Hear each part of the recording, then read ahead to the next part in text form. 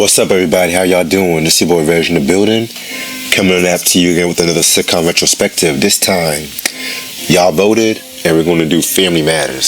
So, Family Matters was an American sitcom that ran for 8 seasons from September 22nd, 1989 to May 9th, 1997.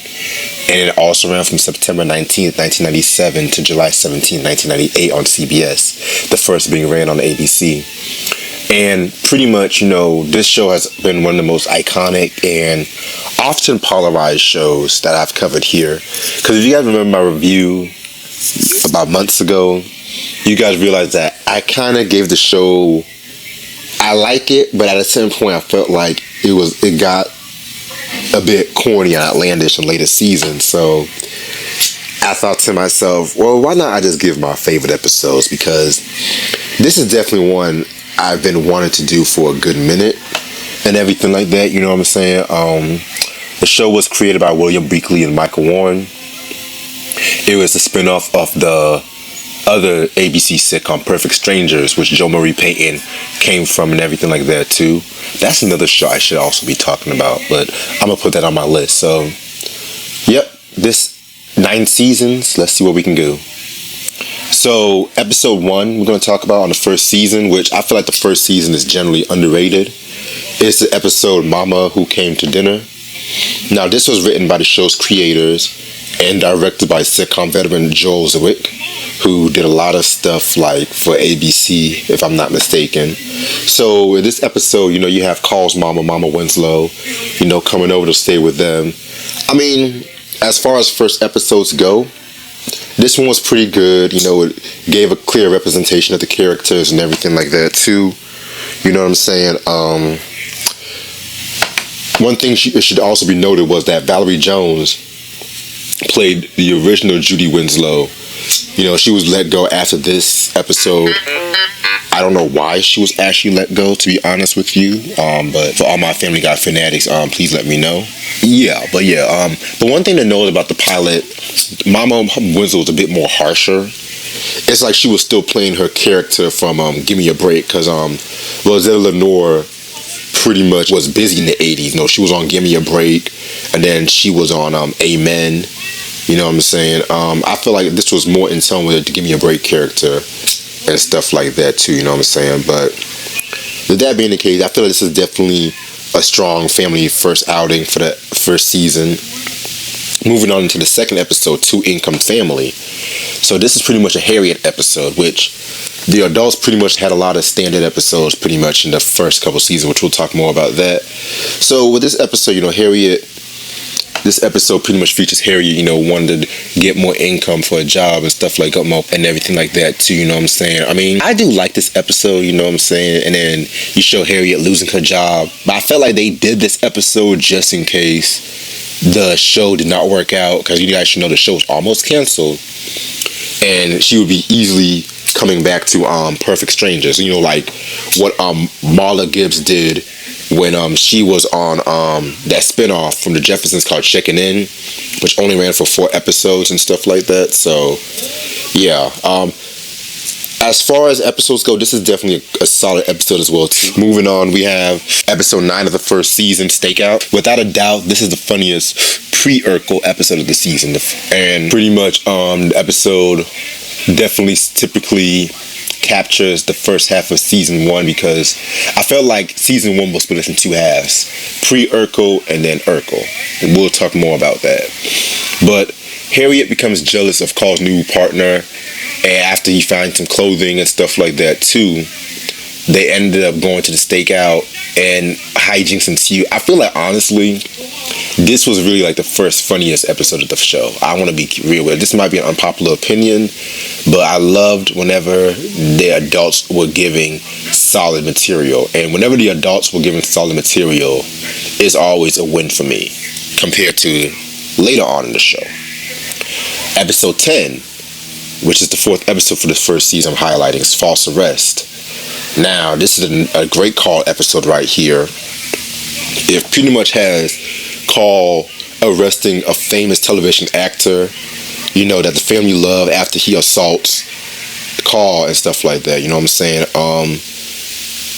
Ron Glass, You guys should know Ron Glass, Barney Miller, Firefly, all that shit, you know what I'm saying?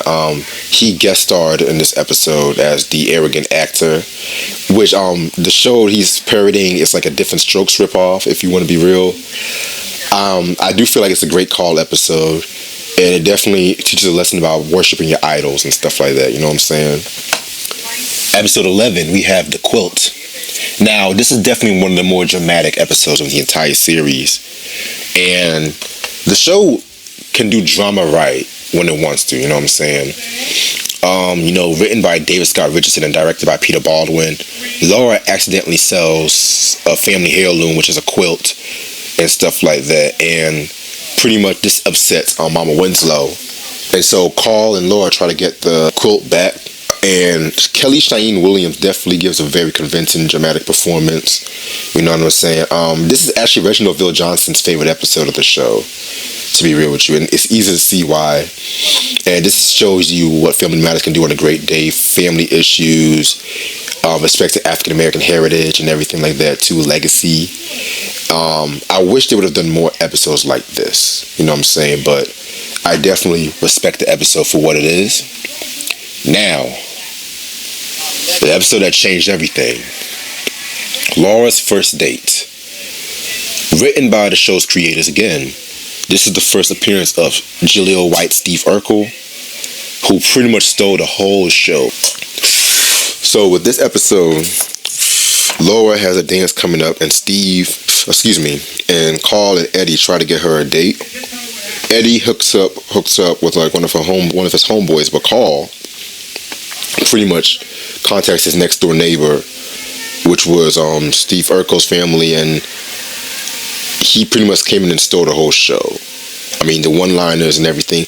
And regardless of what people think about Jaleel White now, you know what I'm saying? I mean, one thing I can always say, and I'm only going to stick my discussion of Jaleel White regulated to the show.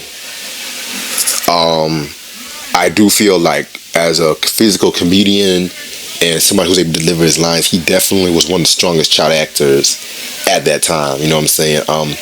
This episode was so popular that after this episode, in the original run of the show, they had different cold opens, but when the show went to syndication and on the DVD versions, they actually had to reshoot the cold opens just to include Urkel and stuff like that too. I think they reran the show in the summer, because you know how certain channels, like, they like to rerun certain sitcoms back in the day in the summertime just so we can get more of an audience, or just in case the show was like a late bloomer and stuff like that too. You know, All in the Family went through this, Cheers went through this and everything like that too.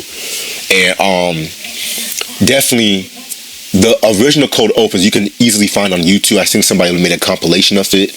Also, while the show was filming, the studio audience had a fraternity that kept chanting out Urkel and stuff like that. So the comedic force was born in the show.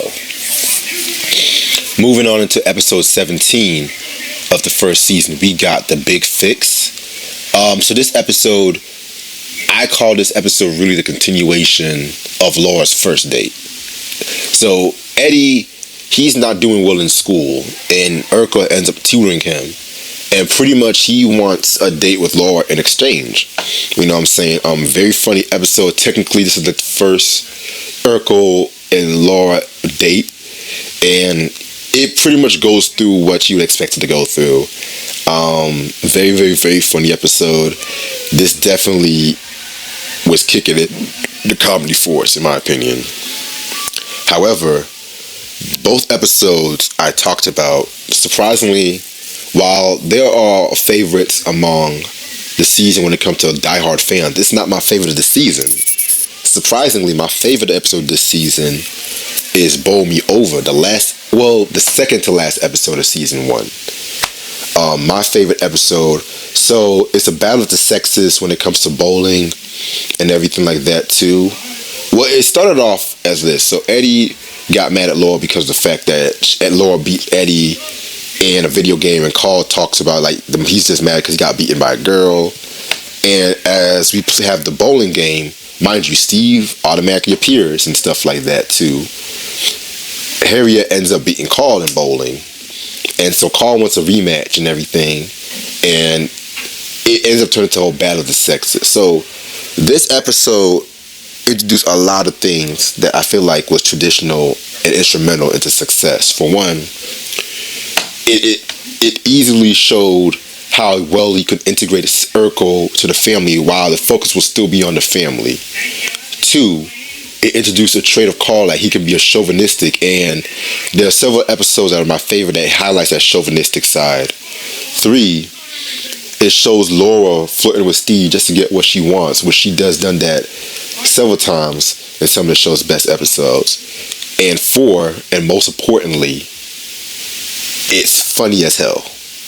And honestly, I feel like this is definitely the episode, in my personal opinion, that not only centers around the characterizations of the main characters, but at the same time pretty much propelled the show into its best era, its golden era. So as we move on into season 2, this is probably my favorite season of the show, in my opinion. I feel like everyone had a great chance to shine in this season. Starting off with the first episode called Rachel's Place. Not the most funniest episode, but definitely introduced a new era. So Steve and Laura ends up getting jobs at this local burger joint called Leroy's, and I think it's called Leroy's, yeah. And what had happened was Steve burns down the restaurant when he was trying to cook. Lord, who made this nigga? You know what? I'm not even gonna say it. And at the same time too, Rachel, played by Selma Hopkins, she's like upset because she feels like she's not putting the same weight because, you know, she's an author, and so she ends up with Steve's help investing in the restaurant. Well, Steve and Mama Winslow's help. Actually, I'm gonna say her name Estelle. So Estelle's help. You know what I'm saying? They end up investing in Rachel's Place. You know, it's not really my favorite episode of the season, but I do feel like it's very essential. And I do feel like when it comes to this, the cast was more attuned to one another. The cast was more attuned to one another. The chemistry was much more right and everything like that too. Then moving on into episode 5 of that season, we have the Crash Course. Now this is definitely one of the funniest episodes of this season. One of the true funny episodes. So Eddie wants to get his license and everything, and pretty much, you know, Carl makes him nervous. He ends up crashing his car through the house. And this has been a popular sitcom plot throughout the 80s and everything. You know, Silver Spoons did this plot. Full House definitely did this plot. Another Miller Boyette show. But Family Matters definitely did it the funniest, in my opinion. And it definitely has one of the best slow motion sight gags, because the show definitely incorporated the slow motions and stuff like that too, you know what I'm saying? What I liked most about this episode was Reginald VelJohnson's performance, who I feel like was a true MVP this season. His outbursts and everything was such a sight to behold. And what I liked about this episode too was that you have Steve's true loyalty to Eddie and everything like that too, you know what I'm saying? This is definitely a very great episode. Love it. Episode 6, Boxcar Blues. Now, this episode is definitely another essential episode. For one, this episode has Carl trying to get Eddie's career goals and everything like that too. Pretty Cosby Show-esque. You know what I'm saying? I mean, and you had like the first appearance of Lieutenant Murtaugh, played by the late Barry Jenner. You know what I'm saying? And he's definitely one of the more funniest characters, which I kind of wish that he was definitely used up until maybe season 5, but that's another story. So his appearance on this episode is not like the traditional appearance that you would see from him, but at the same time too, Eddie ends up bailing out after agreeing to go on a cop run with Carl, so Steve ends up appearing, and of course, you know, insert Steve in the situation and chaos happens and stuff like that. You know what I'm saying? And what had happened was, you know, they ended up getting locked in like this station wagon with cows and everything like that too. So also a little trivia, this was directed by Mark Lynn Baker, who you guys should know. He played Larry from Perfect Strangers. which this and another episode's the closest we'll probably get to a Perfect Strangers crossover. Stay tuned on that. But this is definitely an essential episode because it shows the first close bond between Urkel and Carl. Episode 11 of this season, we got Requiem for an Urkel. Again, another episode written by one of my favorite writers from the show. This is actually an episode where Steve was going after his rival Willie, played by a young Lawrence Tate. This is actually, I think, the second appearance of Sean Harrison's Waldo. Now, granted, the first appearance of the episode was in the first season. It was the episode where they threw a party titled The Party, but he was not named. He came downstairs like came from the bathroom or some stuff like that. But this is the episode where he actually was named Waldo. And already from the get-go, his characterization was sustained. Very funny side character, but yeah, you have Steve and Willie going after because Willie was trying to bribe guys not to go out with Laura for the dance and stuff like that. So you have Steve and Willie about to go at it and stuff, you know what I'm saying? It definitely shows Steve, him being a nerd, he was not afraid to like back down for a challenge and everything like that too. Also, this is also the first appearance of Estelle's boyfriend turned husband, Fletcher, you know what I'm saying? So yeah, this definitely is another great episode from the show. Episode 15 from the season, Son. My favorite episode of this season. Again, a lot of people might be surprised, but I'm going to explain. So, the relationship between Carl and Eddie, is definitely front and center in this episode. And also, probably among the family, next to Carl and Harriet and Eddie and Laura, is probably my favorite when it comes to like the relationships, because both of them are so alike at the same time that they won't see until it reaches them at the critical point. So Carl gets mad at Eddie because Eddie lost a screwdriver, and pretty much, he has a grounding Eddie, and Eddie had a date, and Eddie just goes out anyway, and pretty much it was just all hell breaks loose, Now this is pretty much one of the more family orientated episodes of this season, and pretty much of this period as well too. Yeah, did it have Urkel in it? Yes, it had Urkel in it, but at the same time too, I was pretty much a fan of the more gentler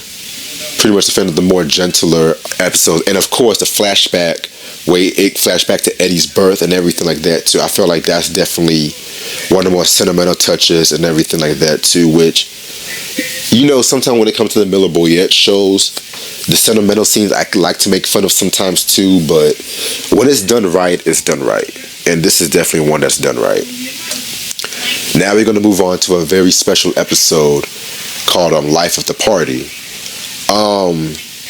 Very, very, very, very, very hammy but funny episode. So Maxine, played by the great Sherry Jackson, you know what I'm saying, she pretty much is about to throw a party, and she's going to throw a party at the booth. You also have Willie and Waldo appearing back again, who ends up sneaking beer and everything and stuff like that too. And so Laura, of course, is being, no, you can't do that, yada yada yada, you know what I'm saying. And so Urkel comes and everyone's having a good time.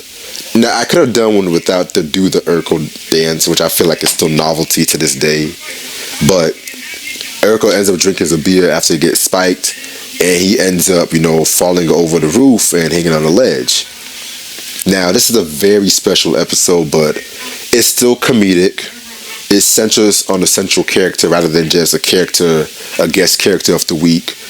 I would accept this one. This one's a pretty cool episode. It's not the last time they had an episode about alcohol, though. Episode 20 of this season, Finding the Words. When I tell you that this season was good for everybody, it was good for everybody, because Joe Marie Payton and Thelma Hopkins really outdid themselves this season. So, a mysterious man played by the great Paul Whitfield comes and college lets him in and everything like that too. He ends up knowing a lot about Harriet and Rachel, and he revealed to Carl that he's actually a long lost father. Now, it wasn't until the third act where he reveals the news to them, and of course, we have those sentimental Family Matters moments and stuff like that too. But at the same time, season 2 Family Matters is different than future seasons, because it's like they were really definitely trying with the characterizations and mining the characterizations with the comedy and the drama. And Joe Marie and Thelma really put out some of their best dramatic work in this episode. This is definitely a personal classic to me. Episode 23 of this season, Skip to My Lou. Now, Lieutenant Murtaugh, again, in my opinion, his best episode. So, this episode actually has 2 parts, 2 storylines and stuff like that, which, surprisingly, they all come together in this third act. So, what ended up happening was the fact that Lieutenant Murtaugh comes over to Carl, and he becomes enamored by Rachel, which will be a running theme throughout the whole time that he's here. And pretty much he goes out on a date with Rachel, and he's the worst. He's just as bad today as Urkel. And speaking of Urkel, he ends up, wanting to get Laura like a promise ring or whatever, and Eddie wants him to hook up with Waldo. Now again, this is definitely another essential fact, because this is the first time he had Waldo interacting with Eddie on a more friend-like level, and him interacting with Urkel and stuff like that too, you know what I'm saying? And I think because by this time, Lorenz he already was left the show. I think he just had a contract role. I don't know why, because I think... Oh, no, wait, because he was in that show with Red Fox, the royal family, so I figured that's why he probably left, though. But yeah, this is definitely a favorite episode of mine.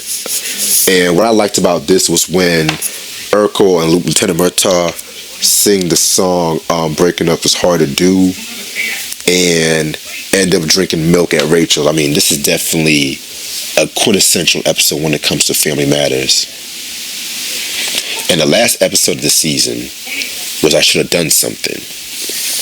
Ending off this season with one of the more dramatic episodes, and possibly Reginald VelJohnson's best performance. Again, he's the MVP this season. So Carl is in an angrier mood than usual, and pretty much what had happened was, it's the first anniversary of a fact that a local civilian passed away while he was trying to stop a robbery. And again, we don't really have a lot of episodes with Carl, talking about the troubles of being a cop, especially being a cop in Chicago. But that's besides that, you know what I'm saying? But this is definitely one of the best and honest portrayals of, him fighting with the guilt and everything. And that scene in the graveyard was definitely another favorite of mine. Now, the second storyline, Steve trying to use reverse psychology to get Lois to go on a concert with him, which I think it was a Johnny Gill, I think. You know what I'm saying? So, yeah, I think it was a Johnny Gill and stuff like that too, which we would end up making an appearance twice in this show. You know what I'm saying? But, yeah, this is definitely a very great episode. Now, the third season, next to the second season, is my favorite. This is pretty much comedically one of my favorites and everything. Now, it becomes a bit more Urkel-centric, The balance was... I wouldn't really say the balance was slowly tearing off just yet. But, you know what I'm saying? A lot of family... I feel like, second season had a lot more for the family to do. This season definitely was beginning to be a bit more broader. But it's good broad, if that makes sense. Alright. So episode 2 of the third season, we got Brain Over Brawn. So with this episode, I like is the fact that, we have Steve, again, using his guts to get out of the situation. But at the same time, too, we have his love for science and everything, which helps him get out the situation. And what I mean by that is the fact that another guy that likes Laura wants to challenge Steve to one of those tightrope kind of thing, and Steve, he pretty much is trying stressing about it, and Laura had let him know that the Steve I know uses his intelligence pretty much to get him out of a situation and everything, you know what I'm saying? So that ends up having Steve actually invent a whole fucking jetpack and ends up winning that episode. And this is actually, for all of my TGIF fans, this is actually the same night Steve actually appeared on Step by Step, which was just starting and stuff like that, for like a cross promotion kind of thing, you know what I'm saying? So very funny episode, I like it. Episode 6 of the 3rd season is Citizen's Court. One of the best episodes of the season and of the series, in my opinion. Now, they will end up doing 2 court episodes, and I admit the second court episode, you guys already know it if y'all are true Family Matters heads. I feel like that's the more comedic one. Excuse me. But yeah, this episode's Carl ends up actually accidentally killing a pet bug by Steve, and Steve takes him to Citizen's Court. And this pretty much is just a parody of all them other court shows back in the 90s and everything like that too, you know what I'm saying? I mean, this is Family Matters at peak form, in my opinion. Like, the jokes was all rapid. I mean, just Waldo on the stand alone was just a funny moment and stuff like that. But at the end of the day, it definitely has a lot of heart and everything like that too. So, very funny episode. I love it. A top 10 for me. Episode 8 of the 3rd season is Making the Team. Again, written by David W. Dalkin and Gary Mentier.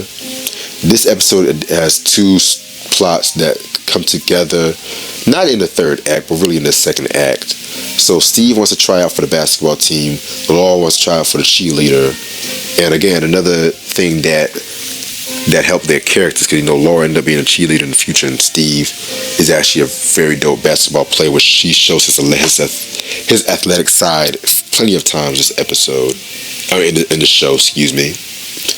And what I liked about this episode was the fact that how Laura was being declined and sidelined by the cheerleaders and everything, and pretty much, she knows what it's like from Steve, how to be rejected. So I do like this, and it definitely shows Laura softening up to Steve, which I feel like kind of began this season a little bit. The last scene in the basketball game was just so good.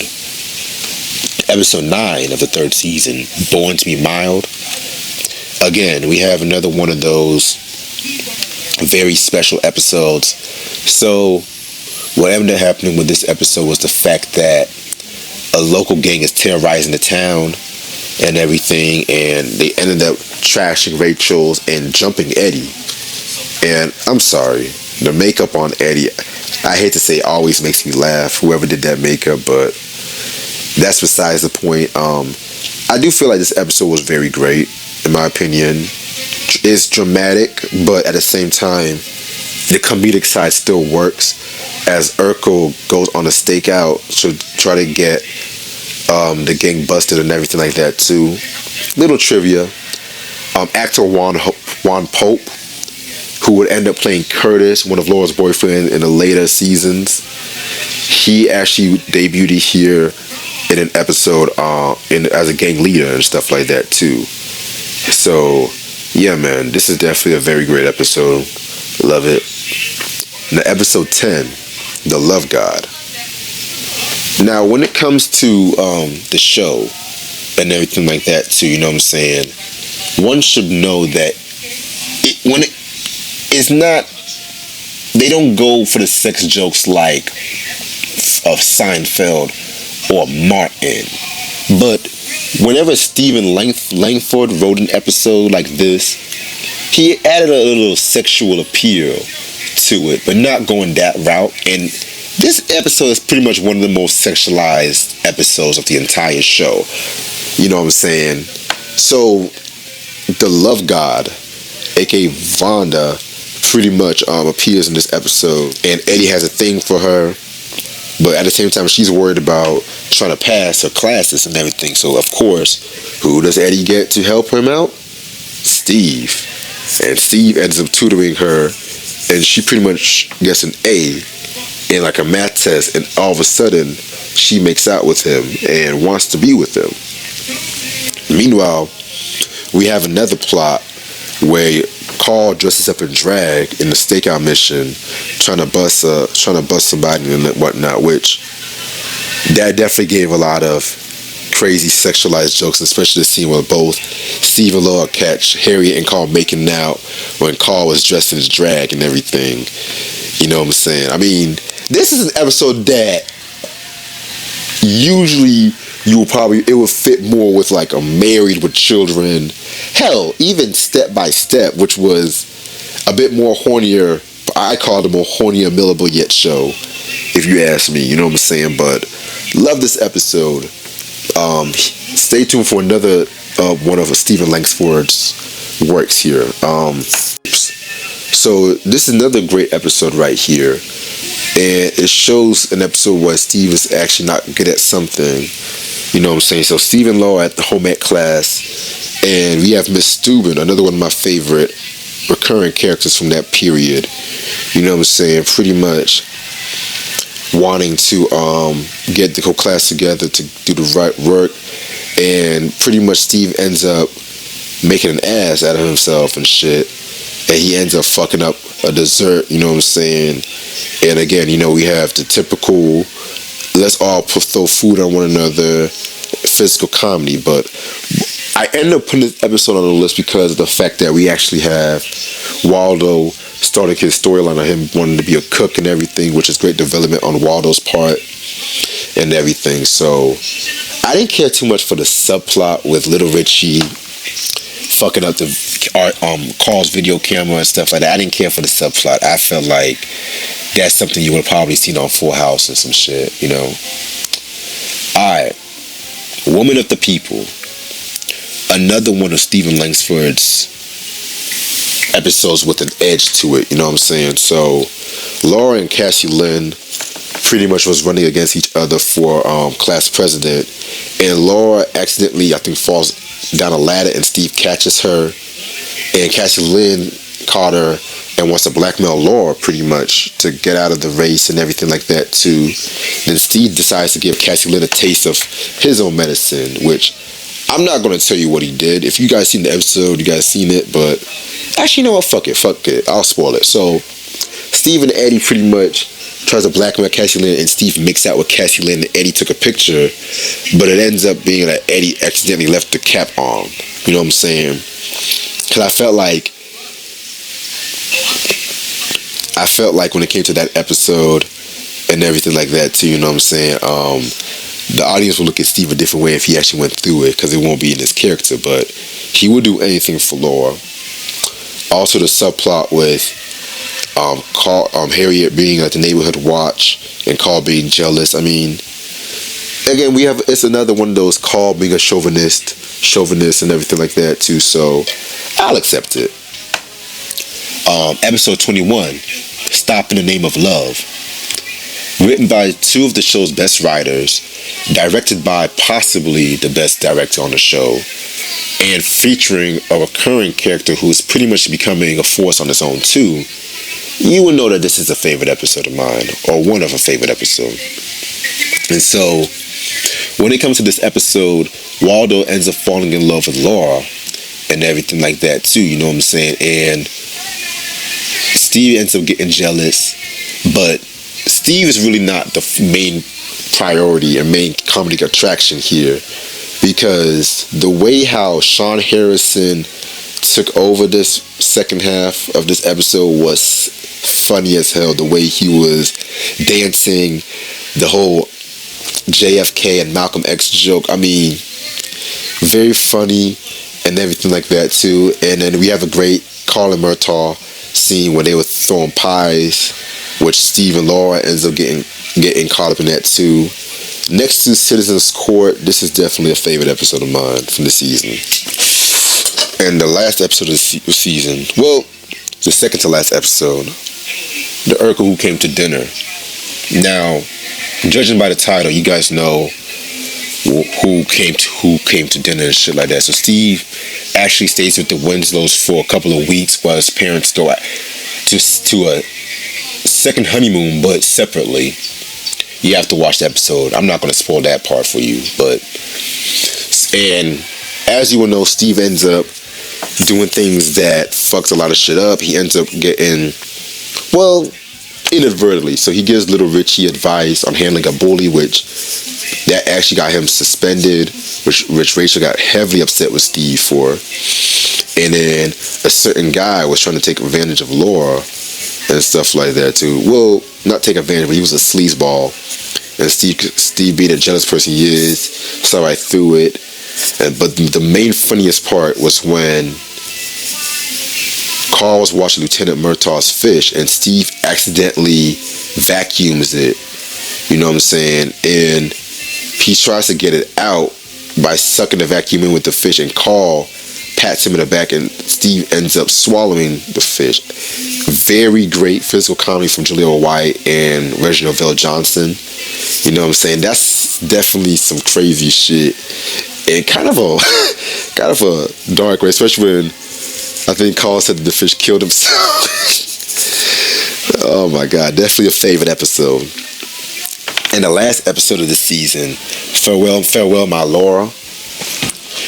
Ending off the season with one of the more experimental episodes. Now, I really almost passed on this episode, to be real with you. But this is definitely one of my favorite episodes, and one of the first episodes I remember liking, because with me, I love detective noirs. I love like those 40s and 50s black and white movies and stuff like that, Casablanca, all that shit. And Steve pretty much took advantage of that, you know what I'm saying, and made a story where all the characters used right, well, minus Judy, but at this time, Judy was already being phased out. More on that later.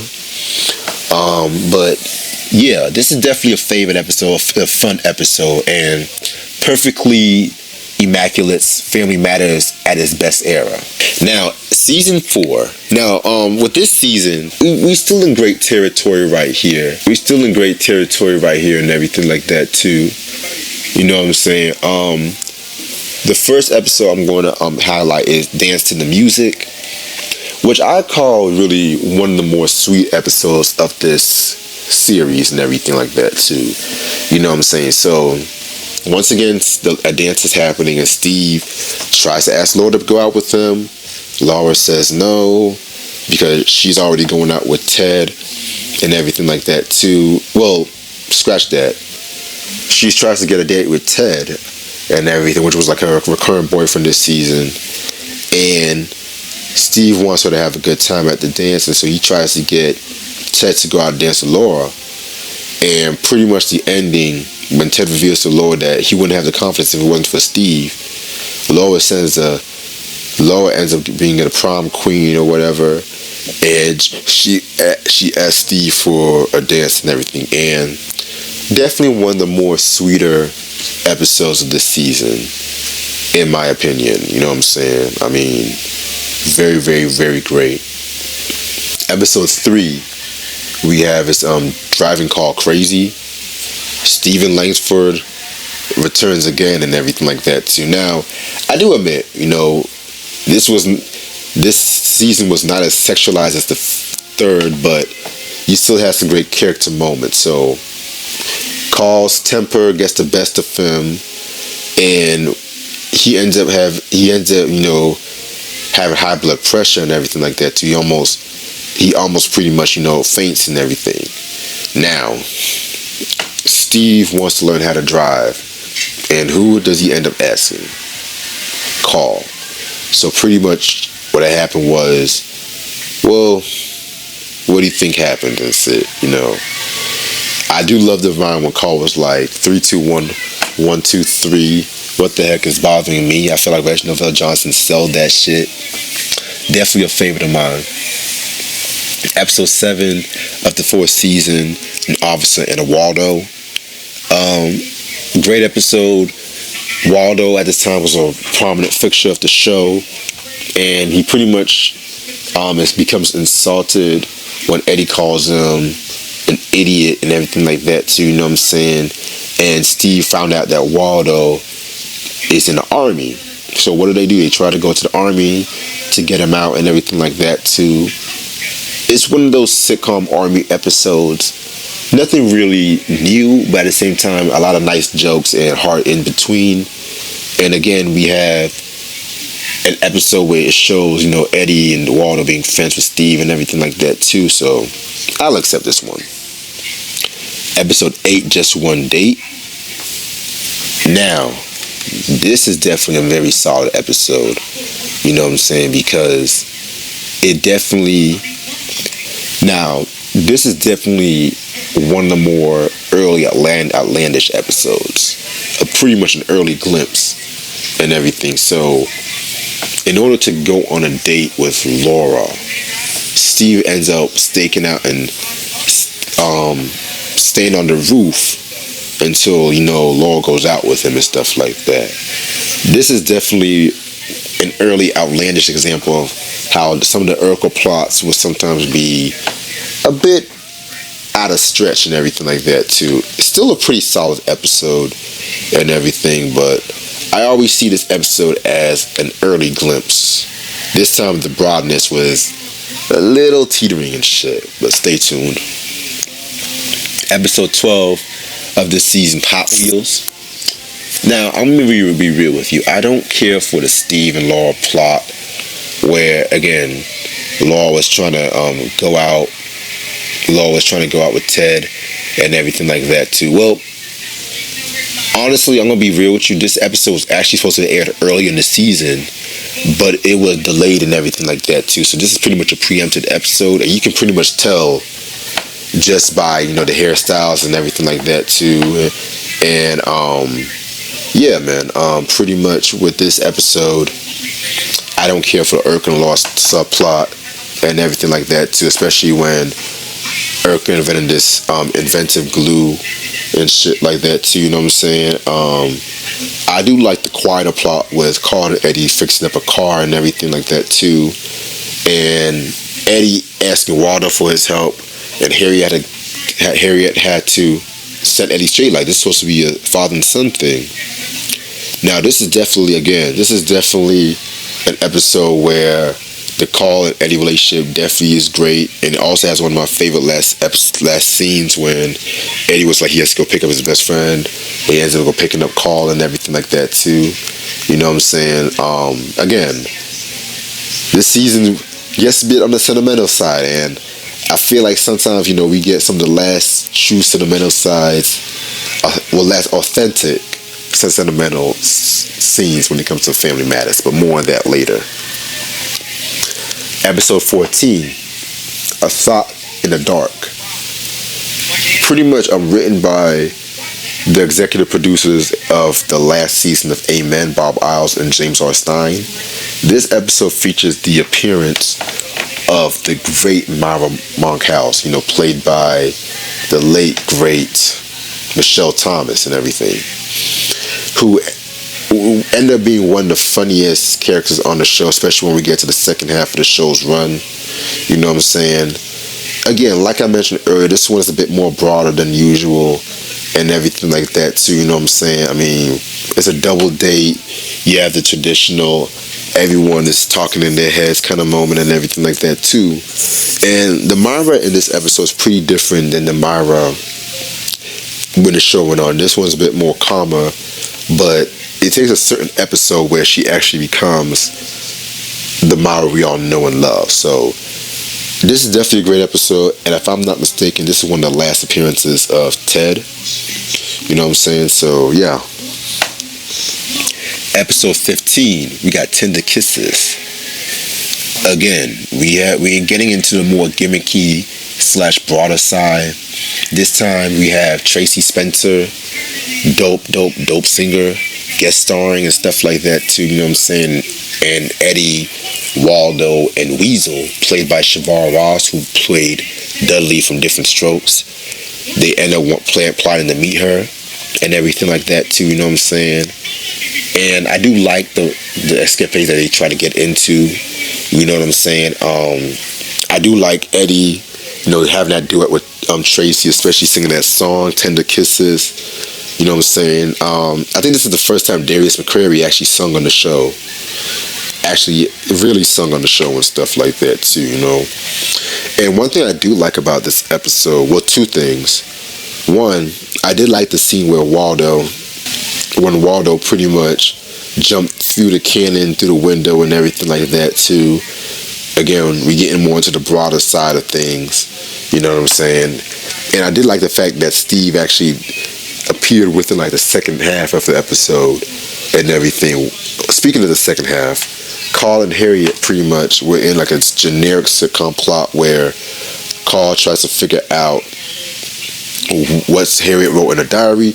I'm gonna keep it a buck with you guys. If you guys remember the episodes of Jeffersons when George tries to read Louise's diary, it pretty much takes from that shit. Hell, Carl actually does a fucking scene where he pays homage to George Jefferson. I do feel like they could have came up with a bit more originality with that plot. You know what I'm saying? But I'll accept it for what it was. Now, episode 17 of this season, we have it's a mad house. Now, this is another one of the funniest and broader episodes of this season and stuff like that too. Deborah Jo Rump, who we all know as Kitty Foreman from that 70s show, she ends up pretty much appearing as the teacher and everything like that too. Eddie plays a prank on, but at the same time, you know, Eddie tries to get himself out of it and everything like that too. And he managed to succeed, but Urkel inadvertently puts in his head to go visit the child's family to actually reach out to help and everything like that too. Now this also coincides with what's happening with motherfucking what's her name, Harriet, who ends up going on strike because the family don't treat her right, always expect her to do this, do that. And so we have the teacher coming in to see a lot of chaos in the house and everything like that too. I mean, this might be actually my favorite episode of the season, looking back now. I love how the plots came together and everything, you know what I'm saying? This is another episode that was inadvertently delayed and everything, you know what I'm saying?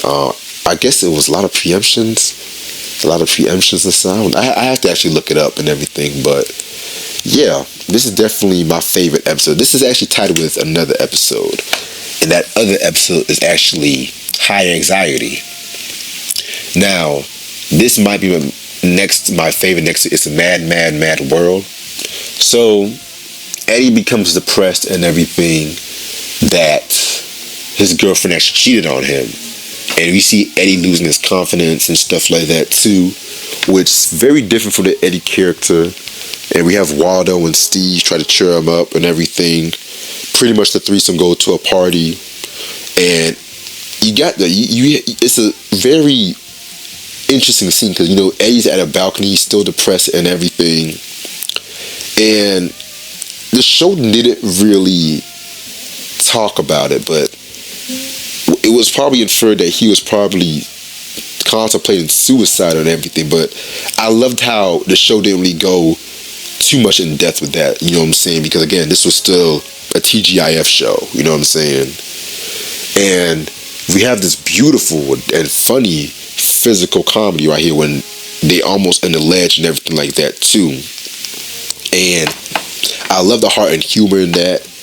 This also mirrors with the fact that Carl does not like the fact his mom is seeing somebody else. You know, she was still seeing Fletcher, and Fletcher proposed to Estelle and everything like that too, you know what I'm saying? So this is definitely an episode where I personally feel had a lot of heart and humor and everything like that too, and honestly a favorite of mine in my opinion, next to It's a Mad House. Like this was really close to being my favorite, honestly. Like I was so hesitant to really do it, so yeah. And then moving on, we have episode 19, Mama's Wedding and everything like that. So written by Sarah V. Finley and Vita Spears, Moesha reference. This episode was not only the beginning of, Estelle's marriage to Fletcher, but this is actually the last appearance of Judy. Now, there's always an urban legend saying, oh, Judy was sent up to her room and she never came downstairs. No. Her last appearance was actually on a wedding and everything like that too. And honestly, no disrespect to Jamie Foxworth, but if you really blinked, you probably would not have realized she was even in this episode, because by this time, by the third season, it's like she was getting outshot by Urkel and even Little Richie and everything. Now, I do feel like this was Lenore's best episode of the show and everything like that too, especially when her and Carl had that talk and everything. One of my favorite Carl and Estelle scenes too, so very great. And in episode 23, we have Stormy Weather. The last episode I'm going to highlight from this season. And again, we have another dance and stuff like that. I want to say, this one is the prom. The other episode was the homecoming. Jesus Christ, how many dances on? Okay. I might have to do an episode where I rank the dances that they had on Family Matters and stuff like that too, because I know a lot of fans love those episodes. But so pretty much Steve actually ends up asking Myra to the dance and everything, to the prom dance, whatever, I don't give a fuck. And what ended up happening was the fact that, Laura was actually surprised that Steve didn't ask her and stuff like that too, you know what I'm saying? And it got to the point where, her other date, which was pretty much a Ted knockoff, that's all I'm going to say, he tried to forbid Laura into seeing, actually seeing Steve. And we have definitely one of the best instances of Laura standing up for Steve. You know what I'm saying? So I definitely love this episode. We even have a great physical comedy in it too. So yeah, a quieter episode from season 4. Now season 5, in my opinion, the last truly great season. And I'm going to say the last truly great season where the classics outshine the lows. Even though this season the baseline was a bit lower than usual, because there was some times where sometimes they were just doing shit just to do shit and everything like that too. So, and then we also had a bit more emphasis on the science fiction plots, which would not get really heavy until the last 3 seasons, but there was a certain episode that pretty much changed the game for the show, which we'll talk about that. But starting off with the 5th season, we got Hell to Pay. Now, remember when I said it was one episode where I feel like Maya was actually used to her capacity? It's this episode.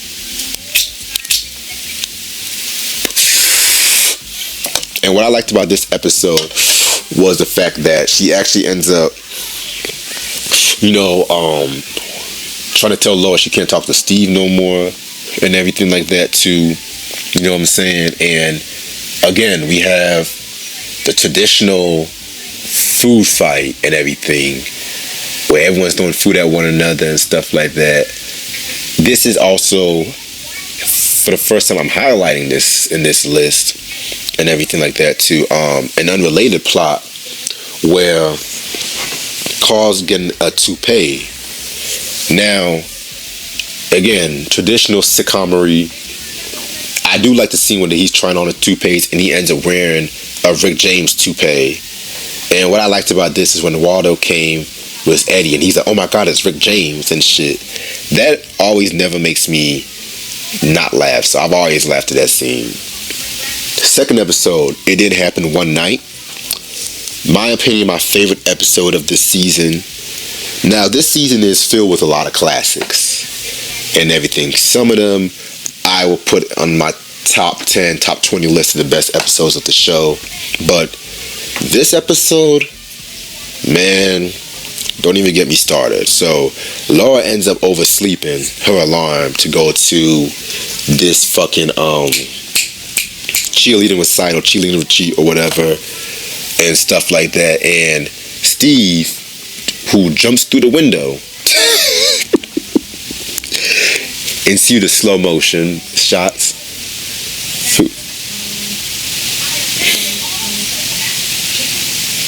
Who jumps through the window and everything like that too. Takes Laura, and he was actually doing a lot of things right, but it was Laura that was just bitching and complaining, and it got to the point where Steve, for the first time on this show, stood up to Laura. And it's a great moment for both characters, and Laura actually acknowledging that it was her fault that she fucked up and everything, and she pretty much, wants Steve to be appreciative and everything like that too, you know what I'm saying? So I definitely like this episode, and I definitely feel like it is a classic, an episode that I don't hear a lot of people give us just YouTube. Moving on to the third episode of this season, we have Saved by the Urkel. Now, it should be noted that with this season, the best episodes were pretty much in the first half and everything too. And with this episode, it features, one of the more serious episodes. So after pretty much yelling at Steve for fucking up his garage, Carl ends up having an electrical shock after being shook by a lamp, and Steve ends up giving him CPR and everything like that too. And what I liked about this episode was, it's not your traditional, oh, I saved your life, let me repay you in any way possible. It's not one of those episodes, and thank God for that. They actually took a different approach, because Carl, who feels indebted to Steve, all Steve wants is just to come into the house whenever he wants to, and everything like that too. And we have Carl holding on to his anger and everything, and Steve pretty much says, you have to be honest how you truly honest feel. Like, yeah, I saved your life, but that does not going to stop you as a person, especially after witnessing how Eddie and Laura were treating him well too. You know what I'm saying? So I love this approach. It actually gives a lot more originality to the plot and everything like that too. Oh, I forgot, Laura actually kissed Steve, so that's another thing right there. So yeah, important episode. Episode 6 of the 5th season, Best Friends. Now, this is an episode where I like the primary plot, but I love the secondary plot. So pretty much Eddie is the supervisor of the Mighty Weenie in this season, which I feel like is great development for his character. And he ends up hiring Waldo, you know what I'm saying? And Waldo pretty much was fucking up a lot of shit. And again, I thought it was going to be one of those, the best friend yells at the best friend yells at the other friend saying, you're fired. I thought it was going to be one of those, but they end up taking a subtle approach by having Waldo be the cook. Again, great development on character. But I love the second plot, because we have Laura being embarrassed by Harriet whenever she comes in with her dance moves and everything. I'm not going to hold you. Harriet was kind of doing a little bit too much in this episode, but it wasn't like cringy. Well, it wasn't cringy, embarrassing and shit like that. But at the same time, we have one of those traditional Miller Boyette tear-jerking kind of scene and everything, where Harriet told Laura that she felt embarrassed. She felt embarrassed by her mom doing the same thing to her. So I'll accept it for what it is. I'll accept it for what it is. Moving on, we have episode 8.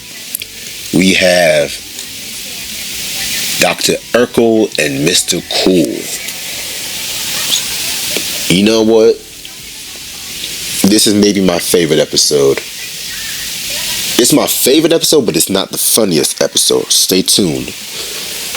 And what I liked about this episode was the fact that it's kind of a sad episode. So we all know this is the episode where the introduction of Stefan and Laura pretty much telling Steve, oh, why can't you change and everything? Why do you have to be you? So Steve ends up making an invention to change his personality, which I actually feel that's kind of sad if you think about it and stuff, you know what I'm saying? But we have some great some of the best acting probably Jaleel White has ever done.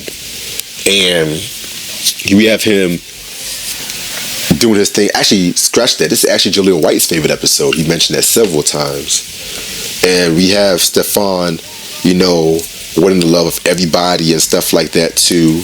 You know what I'm saying? I mean, this definitely, if this was like a one-off episode of Stefan, it would have probably been like any other sitcom episode that did this plot, because a lot of sitcom episodes have done this plot where somebody alters their personality and people want the old guy back. Taxi did it, in my opinion, the best with the episode Lock of the Playboy from the 3rd season.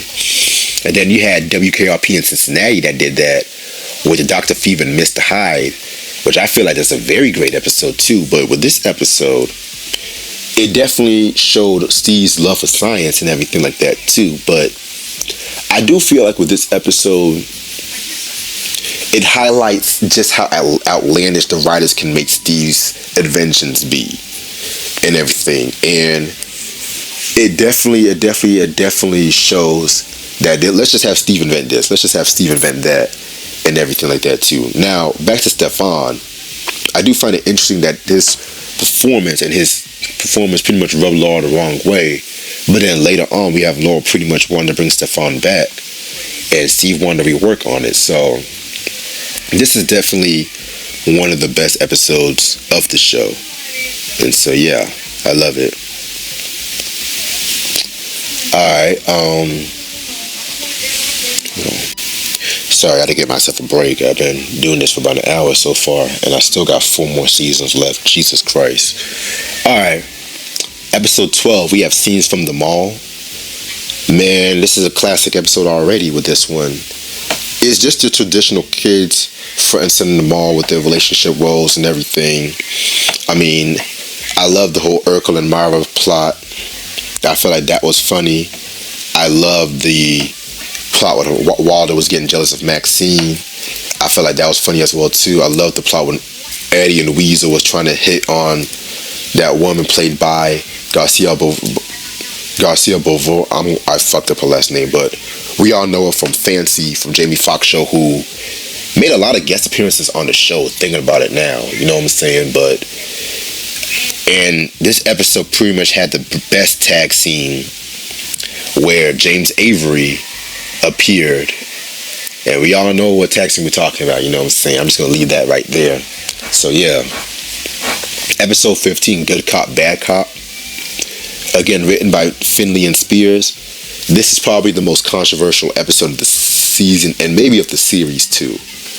Now, at this time in the 90s, a lot of black sitcoms was doing police brutality episodes. Fresh Prince of Bel-Air, we've already talked about Fresh Prince of Bel-Air, who did a very wonderful job. Rock did very exceptional and everything like that too, you know what I'm saying? Especially post LA riots, Rodney King, a lot more black sitcoms try to highlight this. This episode, I'm not going to hold you, they did not handle this well, because Eddie ends up getting harassed by a cop, and again, Carl being a cop himself and everything like that too, he ends up pretty much questioning what Eddie did to make the cops angry. Now, Reginald VelJohnson have said that he thought it was very unrealistic to Carl not to initially believe Eddie, and I pretty much have to agree with VelJohnson and everything. But at the same time too, I do feel like with Carl being an officer at the same time, he was probably speaking more as an officer, but he chose the wrong time to do it. Which brings us into the very dope scene where Carl convinced the white officers, and we have one of the strongest Reginald VelJohnson performances on the show. You know what I'm saying? I also did like the subplot with Urkel and the dentist. You know, classics Urkel clownery. So yeah. Moving on to episode 16, Presumed Urkel. Felicia D. Henderson. Yes. We've seen some of her work like in past shows like Fresh Prince of Bel-Air, and she wrote pretty much the funniest episode. Of the entire season, Presumed Urkel. So Urkel is accused of blowing up the science lab. Again, we have another one of those beautiful sight gags that screams, "We're the 90s, yeah, extreme." And he's being set up and everything like that too. And so we have Laura representing him. Now, one thing I loved about this episode was just how fast these jokes were and everything. And yes, we did have a court episode in Citizens Court in the third season, but I picked the third season one more for character revealing. This one I picked this plot more for the comedy and everything like that too. You also have the first appearance of Tom Poston, who played the janitor Lune. And all my sitcom heads, y'all should know him. He played George from Newhart and everything like that too. Rest in peace, Tom Poston. You know what I'm saying? So pretty much, I do love this episode. The villain Dexter was actually supposed to be a recurring character, but I don't know why he was not really continued on. I feel like his performance was a bit too extreme for the show. He was a bit too manic and everything, but I do love his rivalry with Urkel and everything like that too. I kind of wished he was featured in maybe 2 or 3 episodes and stuff like that. You know what I'm saying?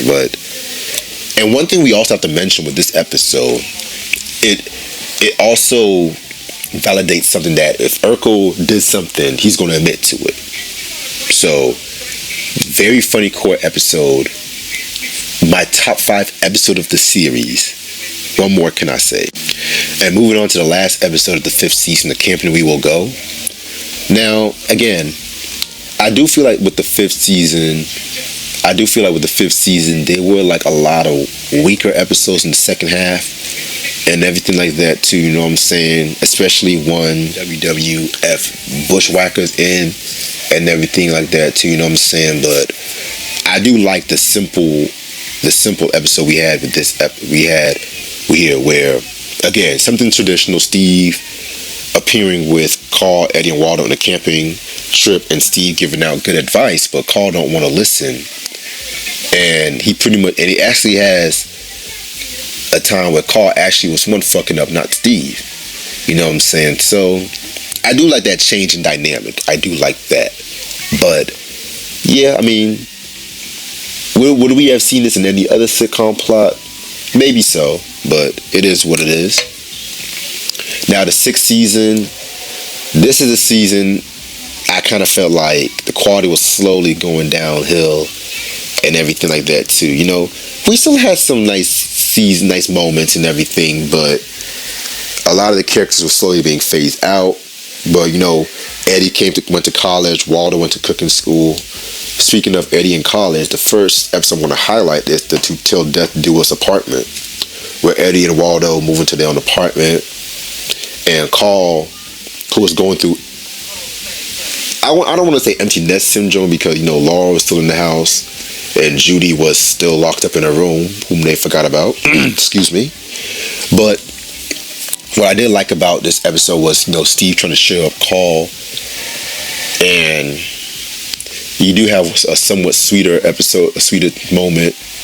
But then my favorite scene was when Reginald and Joe Mary did their thing where Carl and Harriet pretty much was talking about, you know, both missing Eddie and everything. So I do like this episode. Episode 7, we got Par for the Course. Again, we have 2 unrelated plots that still managed to be strong. I can't really say that a lot of times at this point of the series run. So Sherman Hemsley, we all know Sherman Hemsley. I don't even have to mention who he is. Mr. George Jefferson and everything like that too. Deacon Fry, you know what I'm saying? Whatever you want to believe, whatever you were raised more on and shit. You know, he appears on a recurring role where he plays one of Carl's bosses and everything like that too. And he ends up actually, you know, he actually bonding with Steve and stuff like that too. Now, as far as bosses go and everything, I do feel like Sherman Hemsley definitely elevates his material and everything like that too, you know what I'm saying? And you know with Sherman Hemsley, you know where you're gonna get with and stuff like that too. And they're all in the golf course and stuff like that. And it's funny, but I do love the plot with Laura and Harriet going at it, because Harry gave Laura a curfew and everything like that too, and Laura was actually embarrassed when Harry came into a party in rollers and everything like that too to get her out and stuff, you know what I'm saying? So we have Sherry Johnson doing a thing in this scene where she actually put some sense in Laura's head, talking about your mama does that because she loves you and stuff like that too. You should be grateful and everything. So I do feel like this was a pretty great episode, and yeah, I love it. Now, episode 9 of the 6th season, Paradise Bluff. Now, I mostly put this episode on the list because it shows some of the best material both Jaleel White and Michelle Thomas got together. So what I got from this episode was that Myra wants Steve to commit, and Myra wants Steve to actually take their relationship to the next level. But then they end up getting into an accident when their car pretty much goes over a ledge and everything. And you would think it's going to be something serious, but with John Tracy directing it, you know you're going to have a lot of great physical comedy. And that's what you got with this episode as well too. You know what I'm saying? And yeah, I mean, this was pretty good and stuff like that too, you know what I'm saying? Again, it was written by Sarah V. Finley and Vita Spears, so what else could you go wrong with this one? Episode 15 of the season, The Gun. I'll be real with you, this is actually my favorite episode of this season. A very special episode, a favorite episode. That's interesting. And I feel like this is definitely the darkest episode of the season, and probably of the series too. So Laura's getting harassed by these bullies and everything like that too, and the bullies pretty much jacks Laura for her jacket. And what I liked about this episode was the fact that it was really just, it took itself seriously and everything like that too, but at the same time it was still comedic. Usual suspects from Steve to Waldo, you know how that goes and everything. And we have Trina McGee, who's mostly famous for playing Angela from Boy Meets World, who guest stars as one of Laura's friends, because I think she had a recurring role this season, and she ends up getting shot and everything. I love the directing in this episode and everything. The directing was very stellar. And then you had them running up a fundraiser, turning their guns to save a life. I feel like as very special episodes go, it was not campy, it was not overblown. It features a central character in a life or die situation, because I definitely understood the direction they went with this episode. So as far as highlighting a topical issue, I definitely feel like this is my favorite and probably the last great use the show has done with that. So yeah, a favorite. Episode 18, we have My Uncle the Hero. Now, the main plot with Little Richie taking his kid to see Carl in police action, and it ended up being boring. We've seen this plot before and everything like that too, but I do like the scene where Carl stops that robber and everything like that too, you know what I'm saying? But I mostly put this episode on the list because, which I feel like this should have been more of the A plot if you ask me. Well, I feel like both plots would see this, and this is the thing with Family Matters at this time. The balance is like, it's like they would have an episode like My Uncle the Hero, but you don't get that much notice on that. But then we have Steve Urkel doing this thing. You know, this was really the peak of Urkelmania at this point and shit like that too. You know what I'm saying? And Myra pretty much is suspicious when Steve and Laura are planning her surprise party and everything like that too. You know what I'm saying? I mean, this is definitely a favorite episode of mine. And Michelle Thomas pretty much does some of her best acting in this episode right here. So one of my personal favorites, and one of the last great one of the last great episodes of this season, if you ask me. Now, we're moving on to season 7 and everything, and this is the point where I'm going to be real with you. If I like a plot, I like a plot. If I like a comedy scene with an outlandish physical comedy, it's going to be highlighted here. It's going to be pretty rare where I say, oh, I love this episode for everything, because by this point, Family Matters was really becoming the quantum leap and everything of sitcoms. Hell, the first episode in the 7th season has Carl and Steve in a Honey, I Shrunk the Kids parody, which I felt like was way beneath the show if you ask me. But moving on to the 3rd episode of the 7th season, Bugged. Now, this episode I do like. I do like this episode.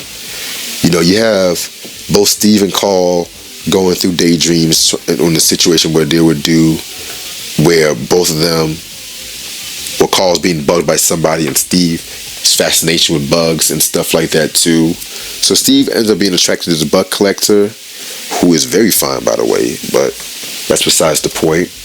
And what ended up happening was the fact that we thought that, oh, he was stepping out, but it ends up being a daydream. And what I liked about this episode when it comes to this storyline was the daydream he had with Myra, where Steve Jaleel White does some of his best physical comedy on the show and everything when Myra tries to attack him and everything. You know what I'm saying?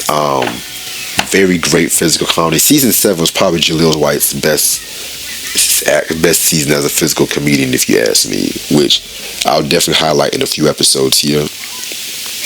In Carl's storyline, one of Harriet's new bosses, Nick Needlemeyer, and everything like that too, pretty much comes to the poker game and stuff like that too, you know what I'm saying, and ends up making an ass out of himself. Oh, to describe Nick Needlemeyer, he is a Seinfeld character in the Miller Boyette universe. That's the best way to put it. You know what I'm saying? I do like the scene where Carl ends up whooping his ass, of course in a daydream and shit. You know, because I'm going to be real with you. When I first saw that episode scene for the first time, I'm just like, damn, Carl done fucking flipped. Oh, shit. I'm like, this nigga forgot he a cop and shit. But yeah, man. Definitely a favorite episode of mine. You know what I'm saying? Episode 4 of the 7th season, Teacher's Pet. Again, written by Stephen Langsford. Another solid episode. One of teachers is going on a vacation, and Steve is chosen to pretty much take over the class, and they don't give Steve no respect, of course. And of course, what does Steve do? Turns into Stefan. Now, you will see a lot of Stefan appearances around this time before he actually became an actual character in the 8th season. More on that later. But yeah, Stefan's all smooth and suave and everything like that too. And of course, you know, all the girls are like, oh, Stefan, you know what I'm saying? So yeah. Again, it's not as edgy as a lot of the works were highlighted by Langsford, but it still has like a lot of sexual chemistry and everything like that, you know. Oh, what am I talking about? I forgot. Carl and Harriet were trying to argue about having a maid and a butler and everything like that too, and both of them were petty as hell for this time, trying to get all the maids and butlers what they're attracted to and everything. So I forgot about that plot, but yeah, that was pretty funny. Episode 5 of this season, we have Walking My Baby Back Home. This is actually one of my favorite episodes of the season, and it's so close to being my favorite episode. I feel like this is definitely one of those episodes I highlighted where it's perfect from start to finish. So, Eddie, it was dating Greta, played by Tammy Townsend, who I actually like the character of Greta when not always being used in a triangle between Eddie, Greta, and Myrtle Urkel. More on that later.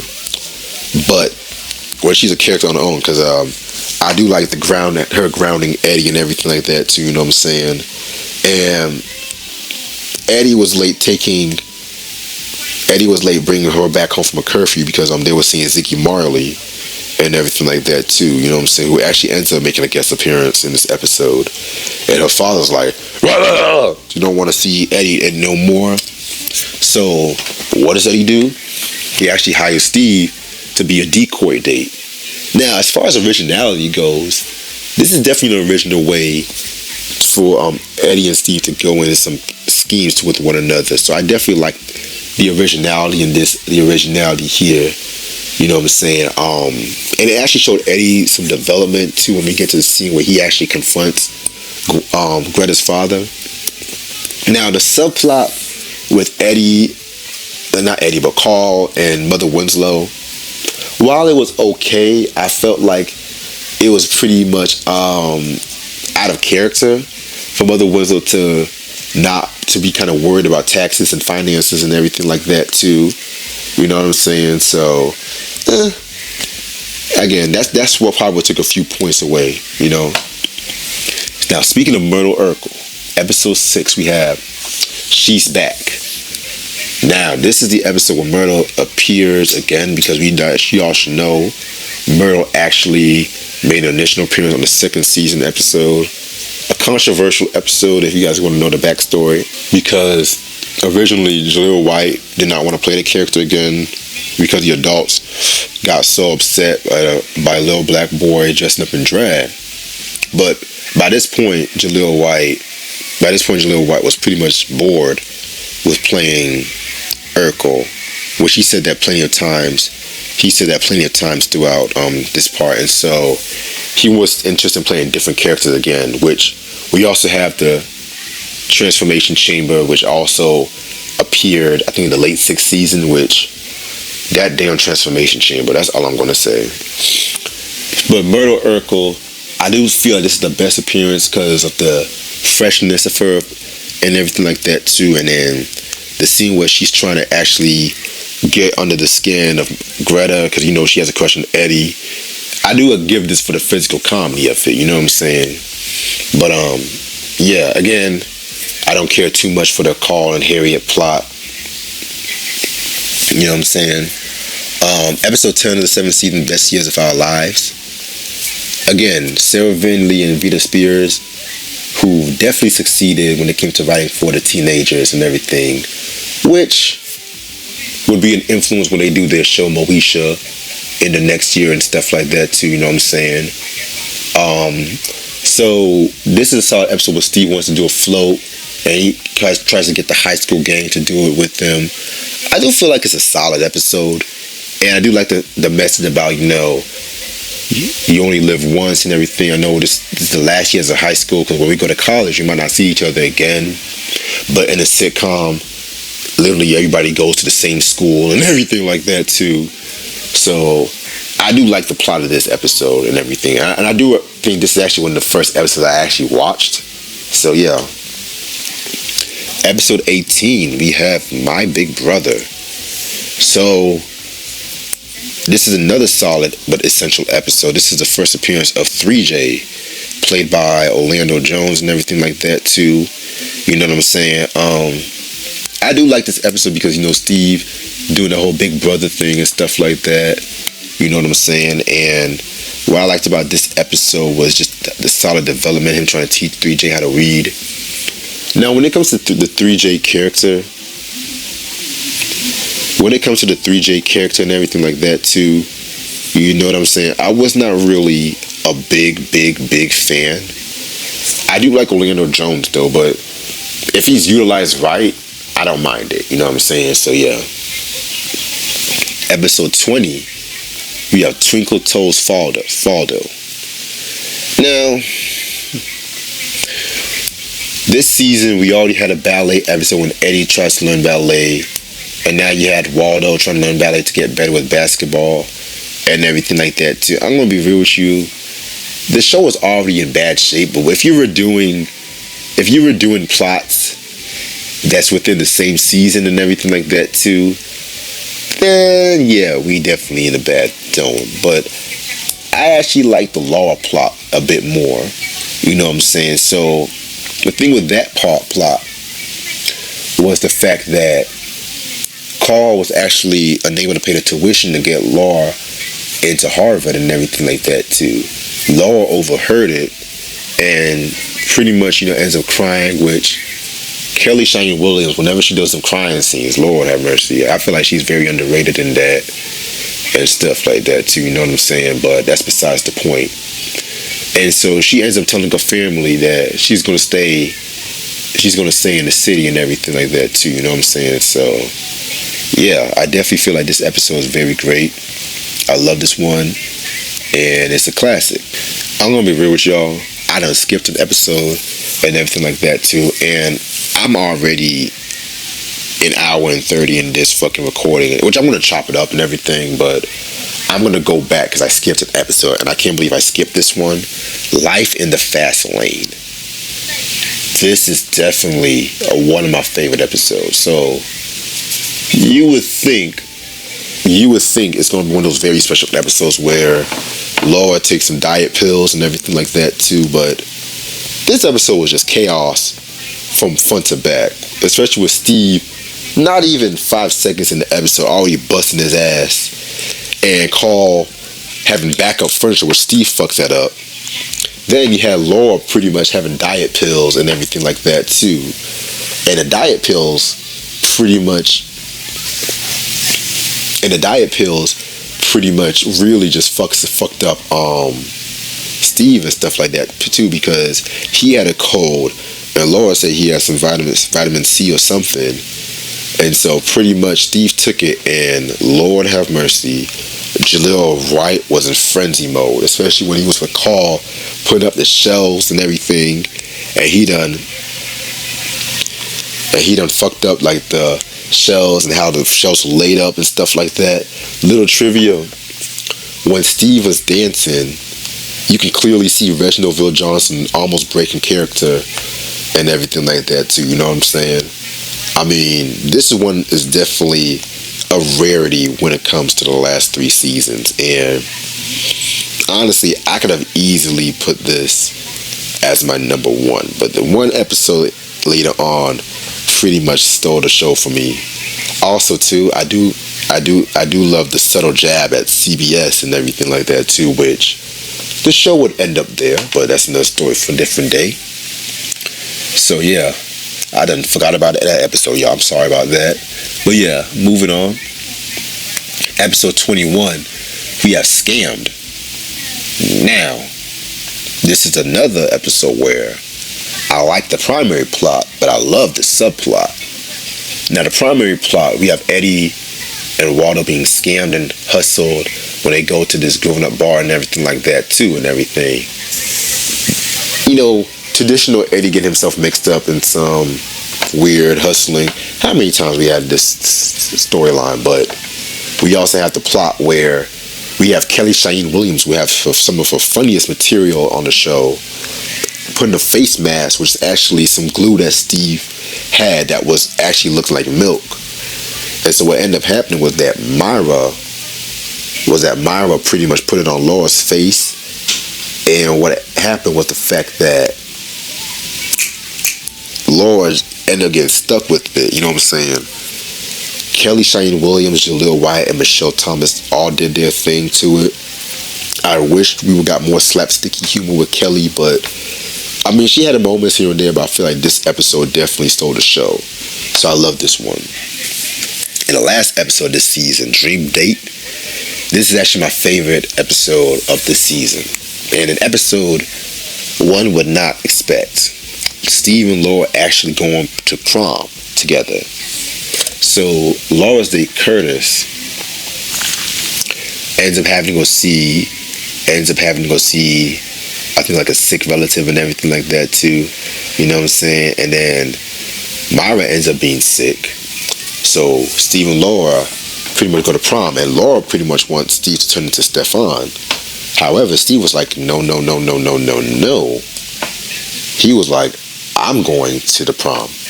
I went to high school for 4 years. Stefan is just an invention. So I can go to the prom by myself. Again, whenever Steve stands up to Laura, it's always a highlight and everything. While Steve and Laura, you know, doing their thing, doing their date is a good episode that has a heart. The comedy and the true comedy came when Nick Niedermeyer ends up living next door to the Winslows, and Carl and Nick pretty much have a battle all out, you know what I'm saying? Again, this is some of the best material Reginald Ville Johnson and Joe Mary Payton has gotten since like maybe late season 4 and stuff like that, you know what I'm saying? So I like this episode. I personally feel like it's the last episode of season 7 because the last couple of episodes was just all over the place and everything. So that's another story. But now season 8 was just bonkers. It was ludicrous and everything like that too, you know what I'm saying? And there was a lot of episodes that definitely, how can I put this? I didn't know where the hell the writers, it was like the writers was on something this season. Like they definitely was trying to focus on a kid demographic. So I did my best and try to see the good in this season. So episode 4 of season 8, moving on. This one was pretty straight. I feel like this is definitely one of the moving forward episodes. Definitely one of the moving forward episodes of this part of the show. So Steve is in college and he's witnessing something he's never really witnessed before. Popularity among his peers. You know what I'm saying? And so he ends up being homesick for the Winslows. So it ends up with the scene where Carl actually comes to visit Steve. Carl comes to visit Steve and everything like that too, because he had to tell like the college people that his father was here.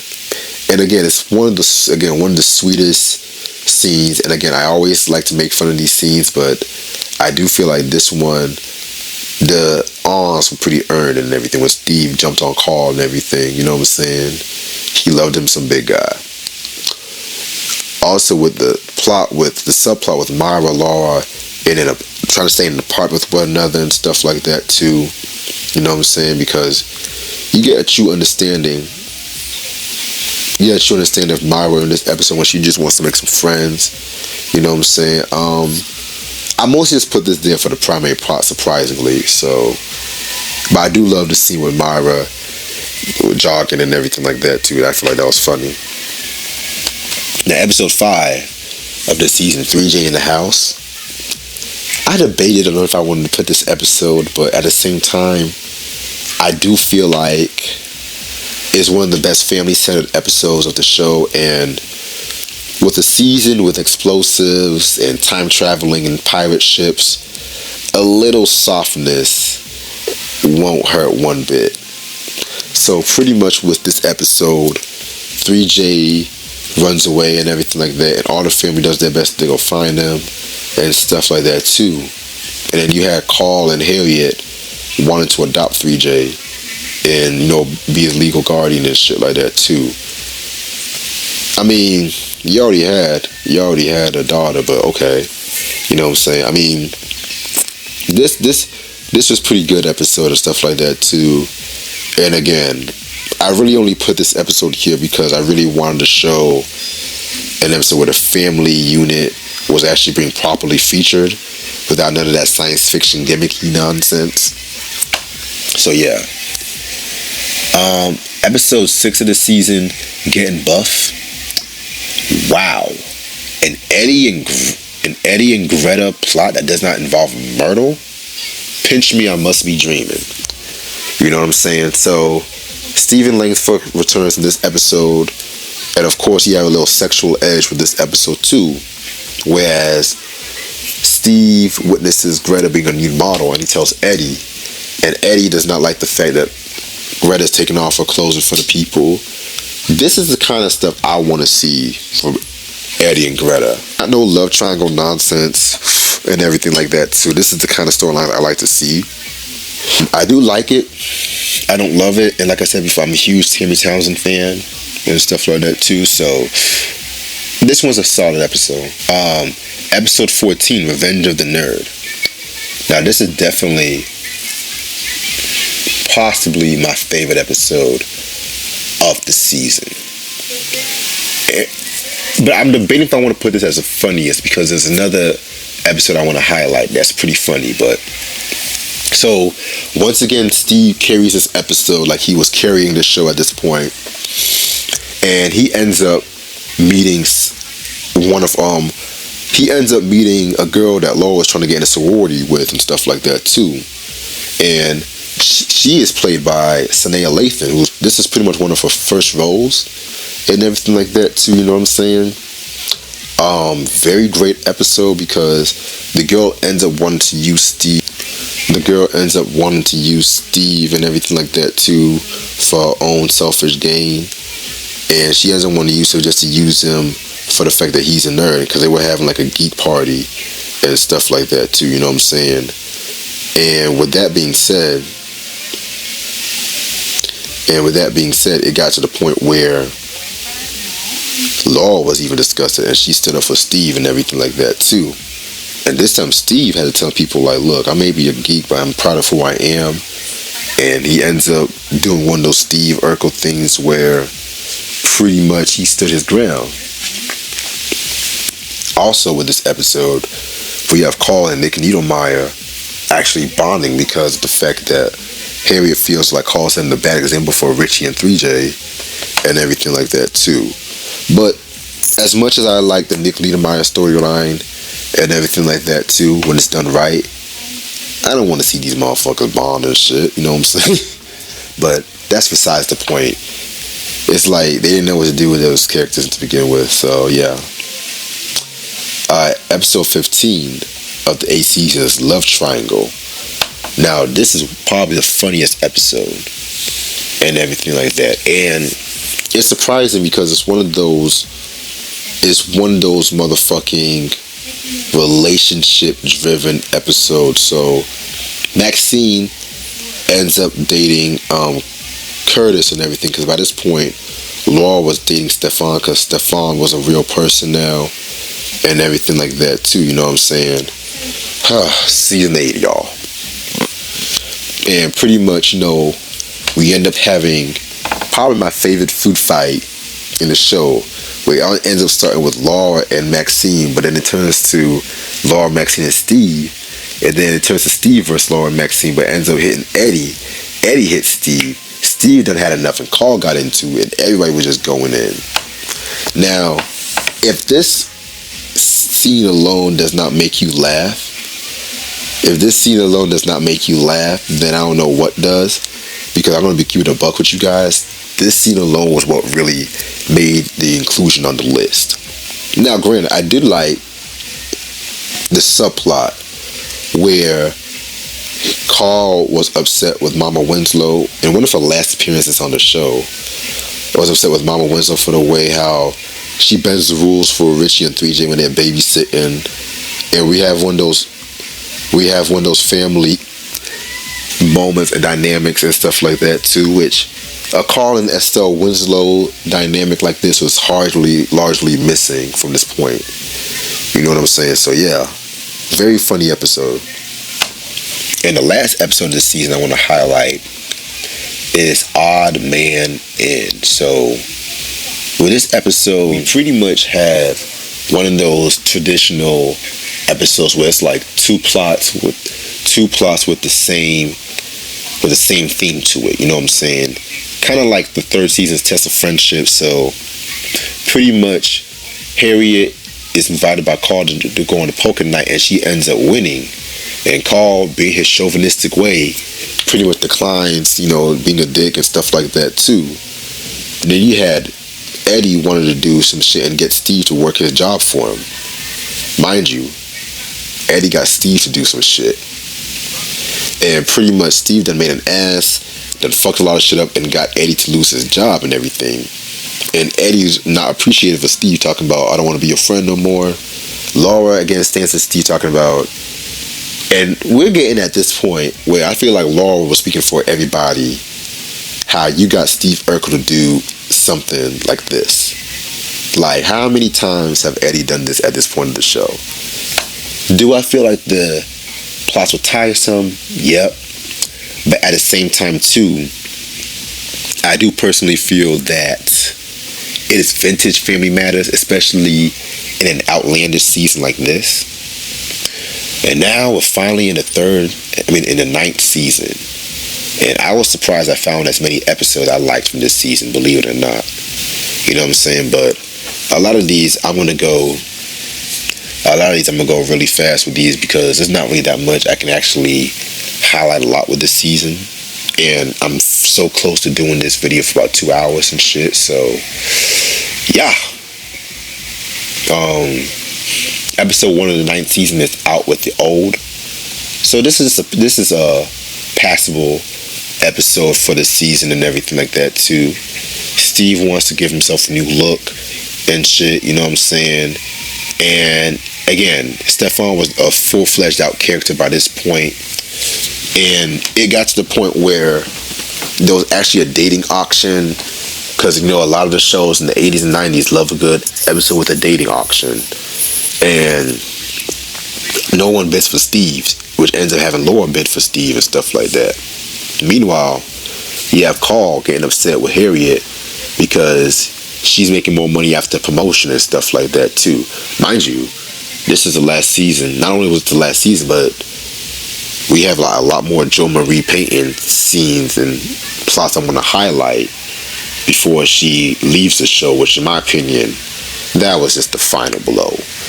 And I know this show was supposed to have gone on for a 10th season, but we'll talk more about that later. So, solid episode to kick off the CBS era of the show. Moving on to episode 3. Episode 3, Dumbbell Off the Ball. Now, the Eddie and Myrtle plot was decent. I want to keep it a buck with you. But I really only put this episode here because of the plot with Carl and Laura. And it's actually one of the first times you had Carl being upset with Laura, because we usually get to see Carl being upset with Eddie for God knows everything, but Carl tells Laura she can't wear a certain dress to a party and everything like that too, and Laura did the switcheroo, hey, I'm going to change outfits and stuff like that, you know what I'm saying, and she ends up changing outfit, but then she ends up being on TV. Dancing and gyrating and everything like that with some nigga and stuff, you know what I'm saying? I'm just like, okay, Laura getting it and stuff. And yeah, Carl realized that, damn, that's not my little girl no more. She's growing up. Why did we wait until the last season to have an episode like this? I feel like this episode could have easily been highlighted earlier, because on Fresh Prince of Bel-Air, Phil was not having Ashley or Hillary's nonsense and shit, but then I did like the scene with Carl and Laura. I do feel like this is one of the stronger episodes of the CBS run.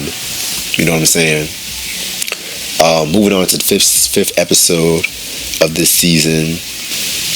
This episode pretty much was very interesting. You know what I'm saying?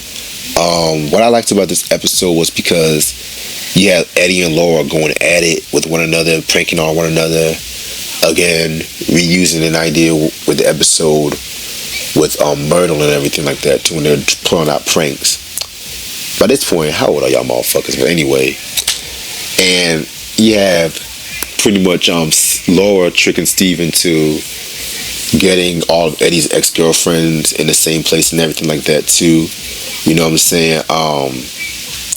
This episode was kind of fun and shit like that too. You know what I'm saying? It's kind of fun episode and everything like that too, you know what I'm saying? Not really that much I can really say about this. It's alright. Next episode, Trading Places. Now, this is something that I feel like the writers or the fans was really, really anticipating how they're going to do something. Somehow, somewhere, somebody in the writers' room said some shit. What if we had an episode or a scene where Stefan pretends to be Steve? You know what I'm saying? Because this is a time when Laura was in a love triangle with Steve and Stefan and stuff like that. I'm just like, oh my lord.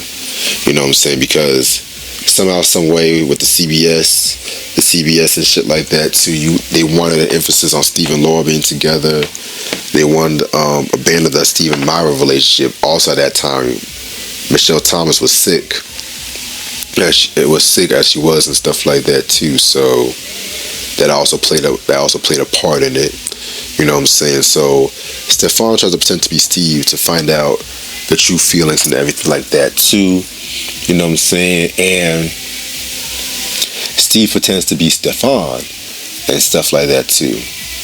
I do feel like it's a wonderful acting from Jaleel White.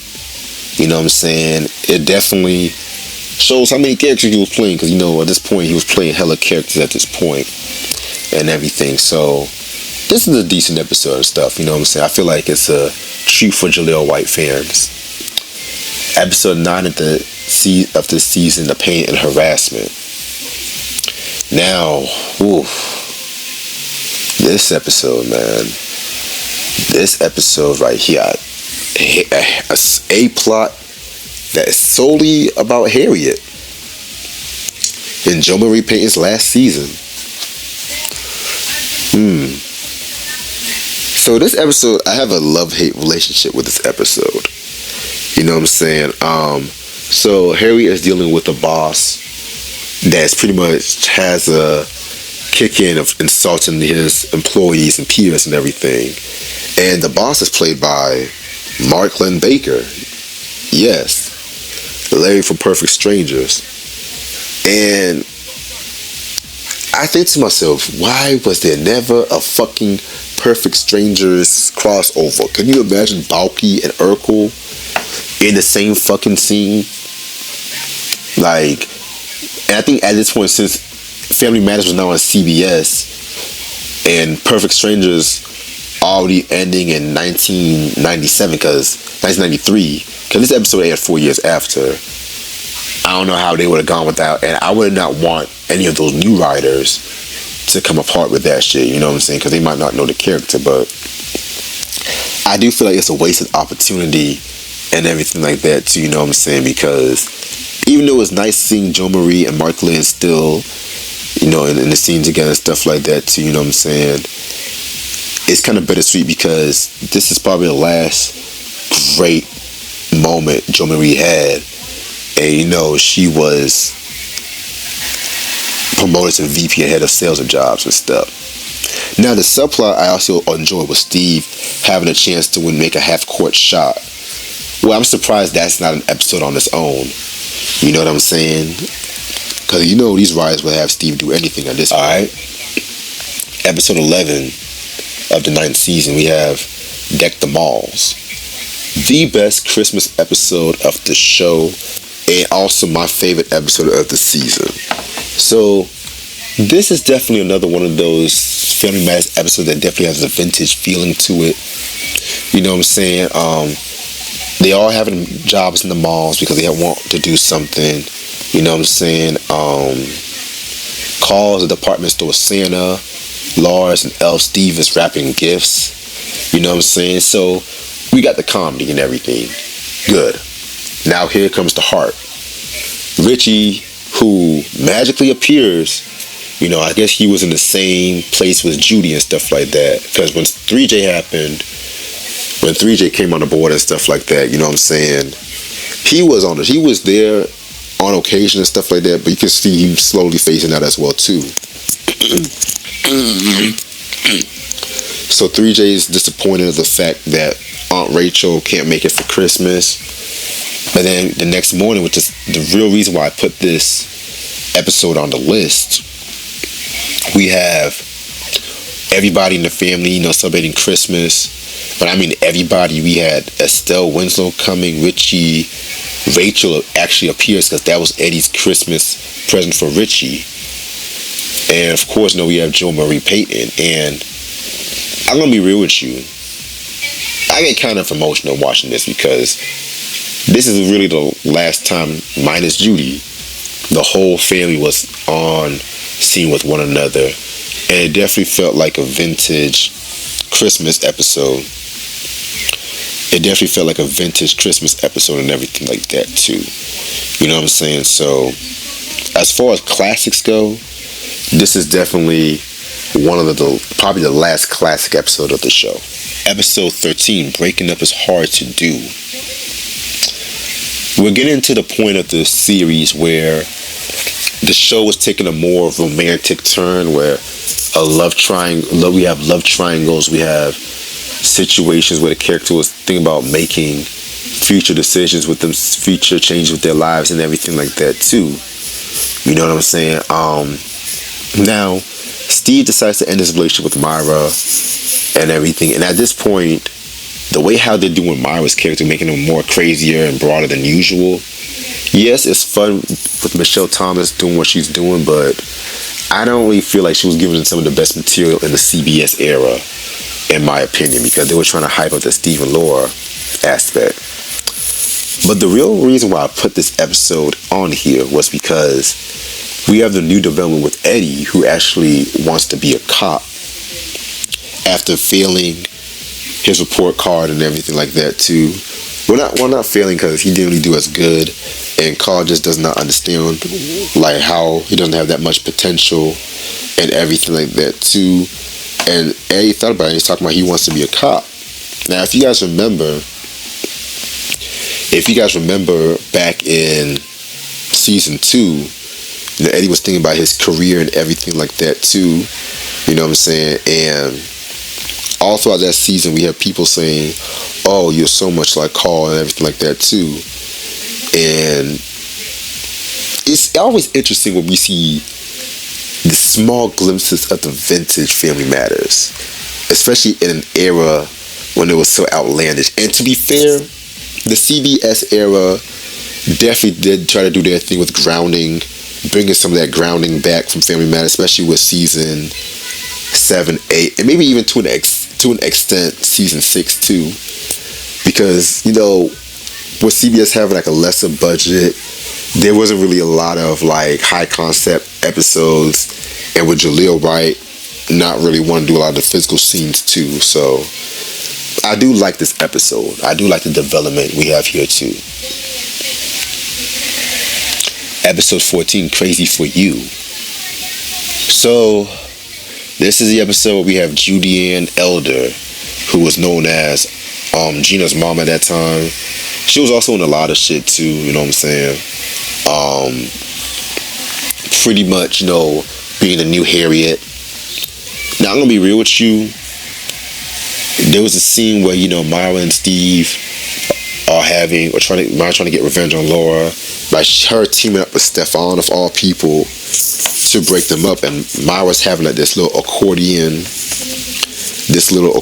battle with Steve, which is reminiscent of how they really started to spark with one another and stuff like that on that episode, which almost made my list, honestly. That I think it was the Hot Wheels episode. Yeah, not Hot Wheels. It was an episode where Eddie bought that stolen speaker by accident. Look, don't mind me, y'all. I've been doing this for God knows how long, like for 2 hours now. So I'm surprised I'm here as long as I am and shit. But yeah, man. And then we also have Eddie being in cop training and him thinking it's all a game. And there was actually this one chilling scene where Carl had a cutout and he shot a Laura cutout, which shocked the audience and even himself. You know what I'm saying? So I was really more interested in the Eddie plot, if anything, but this is actually not a bad episode. Way better than the outlandish second part. And now, finally, the last episode I'm going to highlight as one of my favorites of season 9, Pop Goes the Question. If anything, this is the most emotional episode possibly this season, if you ask me. And again, it's a very interesting episode when it comes to his teleplay. So pretty much, you know, Carl is meeting with his police officer and talking about and enlightening the audience about the craziness of Laura's love life and shit. You know what I'm saying? So both Stefan and Urkel pretty much are trying to propose to Laura and stuff like that. But what really got me about this episode was the callbacks, and this season definitely was noticeable by his callbacks and everything like that too, you know what I'm saying? And it was a callback to when Steve and Laura were paired in that classic season 2 episode, Marriage 101, which I wanted to put that on the list, but that's like an honorable mention. But I do feel it was a bit too emotional for my taste, and the emotions definitely overtook the comedy. Now, I can say the same thing about this episode right here too, but what I did like about this was because at this point, the audience, have grown up with these characters, and Steve pretty much let Laura be known that, he still loves her, and everything like that too, you know what I'm saying? And it got to the point where pretty much Steve was gonna move to Russia to be with his parents because he just couldn't stomach seeing Laura with Stefan. And Laura ends up wanting to pretty much agree to marry Steve and everything like that too, you know what I'm saying? And yes, it's definitely a very emotional scene, you know what I'm saying? And I definitely do feel like Jaleel White and Kelly Cheyenne Williams definitely did their thing. But I do have to say one thing, just to make one slight gripe. If you remember that Marriage 101 episode, it was revealed that Steve gave Carl that ring. Steve said that he held that ring on for a long time since that meeting and stuff like that, which I'll let that slide because this episode was already good as it is and stuff like that too. So I do like this episode, and I do feel like, honestly, if the show was canceled on this episode, I would have been appreciative of it. That whole Lost in Space, and yeah, I know allegedly it was supposed to have came out with a 10th season, which I might make a video of that one day. But I saw some of the plots for the 10th season. I have to scratch my head. It's like, is this really real or this? Because on some real shit, it would have been like more. I'm just gonna say that it is and stuff. But regardless of what I think about Family Matters, and regardless of all the negatives I've said, I do love this show. This is definitely one of the first shows I was watching when I was little, and I do have a lot of memories with it. Do I feel that it's cheesy? Oh, absolutely. I definitely feel like it's cheesy.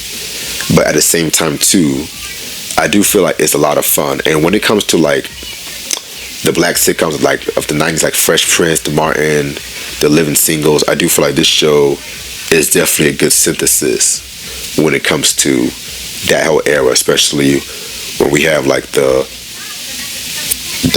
more singles in the city with The Living Single, and the more like bra sketch like with Martin, and hell, even the more grown and sophistication of the Steve Harvey Show and stuff like that too. I do feel like from Family Matters to last throughout the whole 90s and everything like that too, I do feel like it's always an influence when it comes to that. So